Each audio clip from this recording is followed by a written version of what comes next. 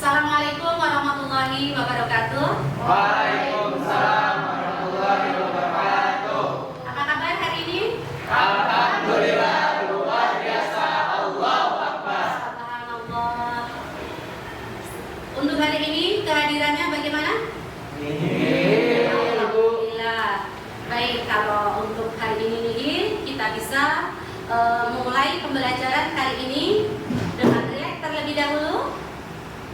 Angkat tangan, kedepankan tangan, kita gabungkan, kedepankan, ke atas, ke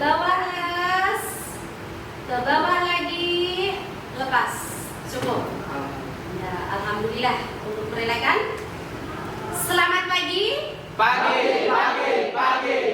Sebelum kita mulai dalam pembelajaran kali ini, marilah kita awali dengan bacaan doa ya. Sebelumnya tolong untuk ketua kelas menyiapkan atau memimpin untuk berdoa. Siap. Berdoa. Bismillahirrahmanirrahim. Alhamdulillah maghdubi alaihim waladdallin. Rabbi zidni ilma warzuqni fahma. Baik. Nah, pada pertemuan kali ini kita melanjutkan materi minggu lalu. Siapa yang masih ingat mengenai materi minggu lalu? Saya materi minggu lalu yaitu tentang kajian surat At-Taubah ayat 122 tentang pentingnya menuntut ilmu. Isi dan kandungannya yaitu yang pertama, ayat ini menjelaskan tentang perintah Allah Subhanahu wa Ta'ala. Ya, bagus. Terus dalam berperang bertujuan dalam Islam berperang bertujuan untuk membela diri dari ancaman orang kafir.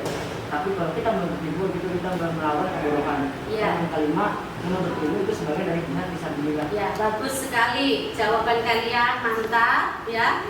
Tentunya isi kandungan yang ada di dalam Quran surat At-Taubah kalian bisa memberikan adanya yang pertama dengan adanya perintah daripada Allah Subhanahu wa Ta'ala kepada kita sebagai umat muslim tidak diwajibkan untuk pergi ke medan perang. Dan di dalam ilmu fikih bukan hanya membahas ataupun tentang adanya suatu ilmu agama saja, melainkan berbagai ilmu pengetahuan. Dan yang ketiga tentunya dengan kandungan tersebut yaitu dengan adanya makna kata ta'ifah yang ada di situ bukan hanya untuk satu atau dua orang saja yang ahli di dalam bidangnya. Dan yang keempat tentunya dengan menuntut ilmu itu kalian bisa dikatakan sebagai jihad fisabilillah. Sebelum kita menginjak ke materi selanjutnya, alangkah baiknya kalian harus mengetahui terlebih dahulu apa sih tujuan kita mempelajari dengan adanya hadis yang terkait dengan menuntut ilmu. Ya, tentunya dengan adanya tujuan kita menuntut ilmu di dalam hadis tersebut ya. Yang pertama, kalian bisa mengidentifikasikan dari adanya hadis yang berkaitan dengan menuntut ilmu. Bisa menunjukkan. Yang kedua, tujuannya kalian bisa menganalisis etika di dalam menuntut ilmu dengan percaya diri atau dengan benar. Yang ketiga, tentunya kalian bisa menganalisis hikmah daripada menuntut ilmu terkait dengan hadis yang kita bahas. Dan berikutnya kita bisa mengorganisasikan isi kandungan hadis yang terkait dengan menuntut ilmu. Itu tujuan daripada kita mempelajari kajian hadis tersebut. Baik, sebelum kita bagi kelompok ya, tentunya pembahasan pada kali ini untuk kelompok 1 saya bagi tugasnya adalah tentang pentingnya menuntut ilmu sesuai dengan hadis. Ya. Yang kedua, tugasnya adalah mengorganisasikan isi kandungan hadis yang terkait dalam hadis tersebut.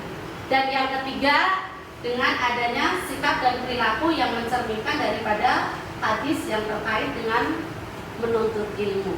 Siap untuk berdiskusi, saya bagikan tugas masing-masing kelompok ya. Untuk kelompok 1, untuk kelompok 2, untuk kelompok 3. Ya, silakan didiskusikan topik atau materi yang sudah saya bagikan untuk masing-masing kelompok. Untuk waktu, dalam waktu 15 menit kalian sudah mendiskusikan, langsung untuk masing-masing kelompok mempresentasikan hasil diskusinya. Mulai sekarang silakan untuk mendiskusikannya. Sudah selesai waktunya untuk berdiskusi? Sudah selesai berdiskusinya? Sudah. Silakan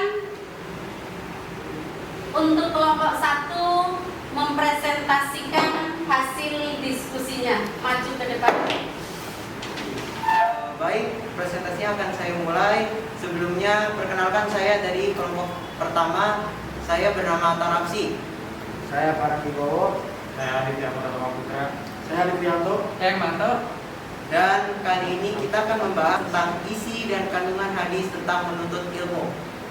Yang pertama saya bacakan, menuntut ilmu merupakan kewajiban setiap umat muslim dan muslimah. Rasulullah SAW memberikan jaminan para nabi yang diberikan amanah untuk menyampaikan ajaran Allah Subhanahu wa taala, sehingga manusia selalu berada di jalur yang benar, yakni di jalan Allah Subhanahu wa taala. Oke, sekian presentasi dari materi yang kelompok kami paparkan. Sebelum saya menutup presentasi ini, apakah dari teman-teman sekalian ada yang ingin memberi tanggapan atau memberi pertanyaan? Saya mau bertanya, hukum orang yang malas menuntut ilmu itu apa? Oke, izin menjawab. Sebelumnya terima kasih atas pertanyaannya. Dari jawaban menurut saya adalah sesuai dengan isi kandungan yang pertama, bahwa menuntut ilmu itu adalah hukum yang wajib. Jadi makna wajib itu adalah sesuatu yang harus dilaksanakan. Jika tidak dilaksanakan, maka hukum dari wajib itu adalah mendapatkan dosa. Kecuali jika hukum menuntut ilmu adalah sunnah, bila dikerjakan akan mendapat pahala. Jika tidak dikerjakan tidak mendapat apa-apa. Sekian itu baik dari jawaban yang saya berikan. Apakah ada yang ingin menanyakan lagi? Cukup. Oke, untuk presentasi kali ini dari kami kelompok 1, kami ingin mengucapkan terima kasih atas partisipasinya, dan saya memohon maaf dan kami mohon maaf apabila ada kata dan salah. Sekian presentasi kami. Wabillahi taufiq wal hidayah. Wassalamualaikum warahmatullahi wabarakatuh. Baik, kelompok 1, 2, dan 3 sudah selesai mempresentasikan. Saya akan memberikan kesimpulan dari hasil presentasi yang sudah kalian paparkan. Untuk kelompok 1 yang menjelaskan isi kandungan daripada hadis yang terkait dengan menuntut ilmu, tentunya di situ kalian sudah bisa menyampaikan dengan benar bahwa hadis yang terkait dengan menuntut ilmu di sini, yang pertama, bahwa Allah memerintahkan kepada umat Islam itu tidak diizinkan untuk pergi ke medan perang dengan secara keseluruhan.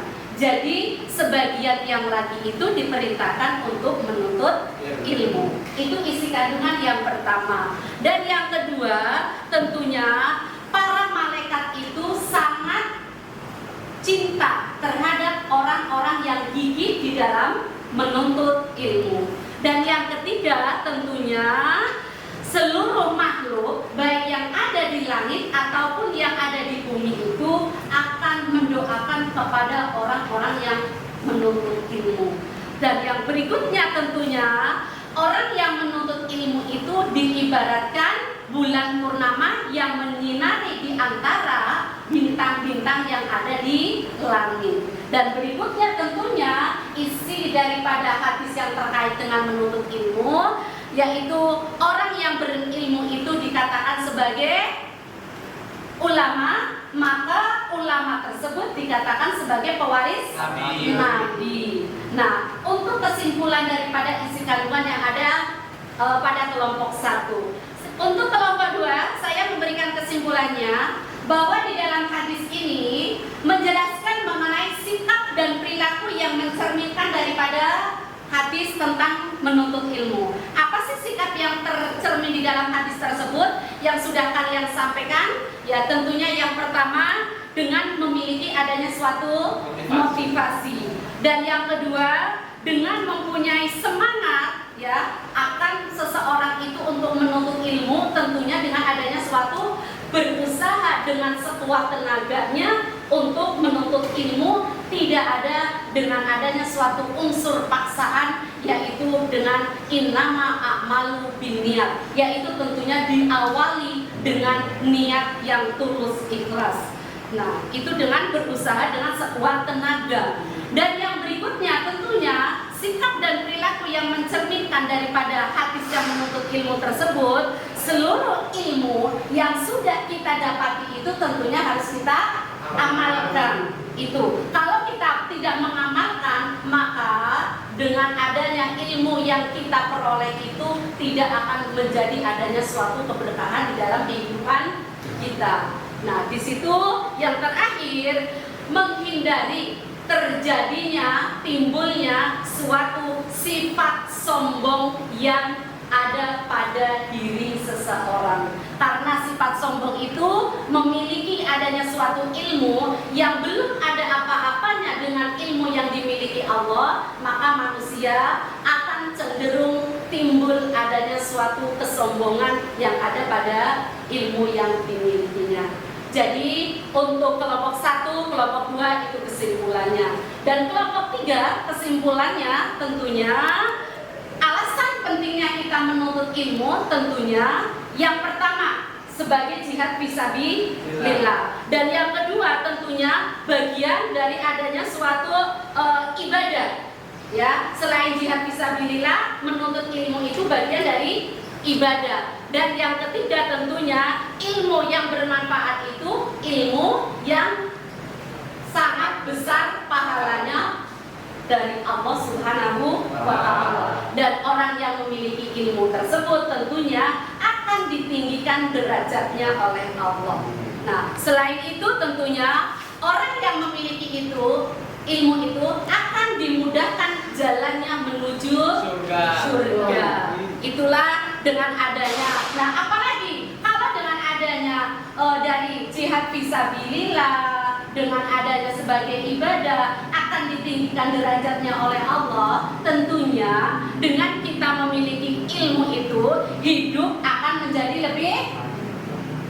lebih maju, ya kan? Karena kita dengan memiliki ilmu, hidup akan lebih maju, tidak akan menjadi orang yang terbelakang, akan menyesuaikan dengan adanya suatu laju perkembangan zaman. Itu kesimpulan yang bisa saya sampaikan pada kesempatan kali ini dari materi yang sudah kalian diskusikan.